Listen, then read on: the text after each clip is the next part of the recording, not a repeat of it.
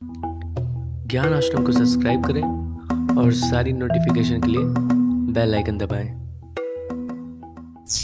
जय हिंद दोस्तों, ज्ञान आश्रम में आप लोगों का स्वागत है। आज हम बात करने जा रहे हैं कि संस्कृत में क्या क्या इंपॉर्टेंट है। ठीक है, आज की वीडियो में, अभी की वीडियो में हम लोग यही बात करेंगे कि संस्कृत के अंदर हिंदी में क्या क्या आने वाला है। तो अगर हम बात करें हिंदी के एग्जाम में संस्कृत में क्या क्या आने वाला है, तो उसमें अगर चैप्टर की बात करें तो संस्कृत भाषा या महत्वम, ये चैप्टर मोस्ट इंपॉर्टेंट है। इसका आप लोग पूरा का पूरा पढ़ लीजिएगा, इससे क्वेश्चन आएंगे। उसके बाद जातक कथा पढ़ लीजिएगा, इससे भी आपका कंफर्म है कि आएगा ही आएगा। और उसके बाद आता है सुभाषित रत्नानी, मोस्ट इंपॉर्टेंट। इसके बिना कभी ऐसा नहीं हुआ है कि पेपर बने। ठीक है, तो ऐसा कभी हो ही नहीं सकता कि इसके बिना पेपर बने। तो मोस्ट इंपॉर्टेंट ये तीनों, अगर इन तीनों को पढ़ेंगे तो संस्कृत का पूरा जो है आपका फंस जाएगा।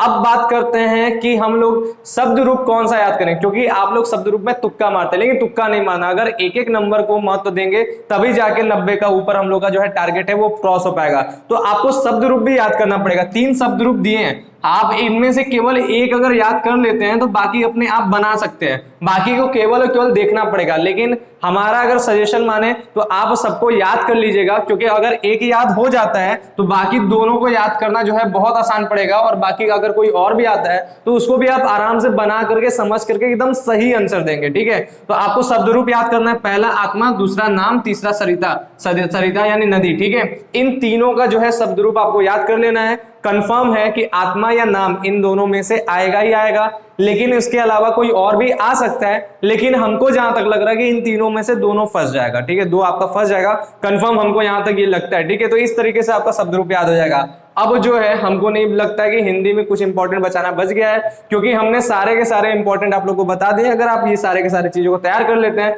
तो आपका हिंदी 100 में से 100 फंसेगा। आपको जो है लिखने पे थोड़ा मोड़ा जो भी इधर उधर जो नंबर काटेंगे कटेगा। इस हिसाब से अगर आप पूरा तैयार करेंगे तो कंफर्म है कि 90 के ऊपर आपका हिंदी में आएगा ही आएगा, उससे कम कभी आ ही नहीं सकता। ठीक है, ये बात समझ में आ गया।